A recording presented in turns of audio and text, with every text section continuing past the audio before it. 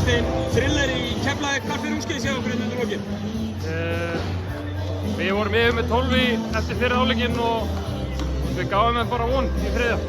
Þeir fóru að hitta úr erfiðum skotum og við vitum að þeir gera það og við gáum þeim vonina og það er bara okkur að kenna og við erum að læra að koma sterkari út í þriðja hálfleikinn. Það var lengi í þessum leikjum svo við værum með bara fótinn á hálsinum á þeim í raun og veru. Ætti eftir að keyra yfir það einhvern veginn. Var það þín tilfinning? Já, en þú veist, þeir eru náttúrulega með frábæra leikmenn og Ígor hérna sett upp skotsýningu í fjórhálfleikinn og hélt þeim inn í þessu og meðan manni fannst einhvern veginn að við vorum með þetta.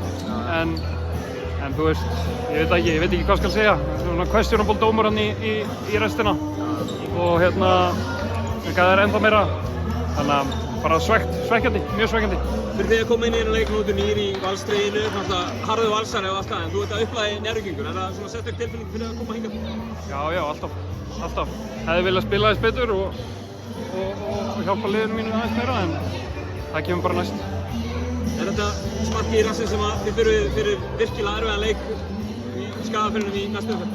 Já, klálega. Hverju þurfa að breyta þar til þess að ná í sigur? Bara, þú veist, ég veit ekki, þú veist, mér fannst spila ágætlega, við vorum bara kannski ekki, við vorum ekki nógu fljótir sóknarlega, við vorum ekki nógu hreyfanlegir varnarlega og þú veist, vorum að gefa þeim ansi mikið á opnum og það bara gengur ekki ef við ætlum að mæta stólunum svona næstu viku. Veistu það ekki, Kristinn? Gangi vel. Takk.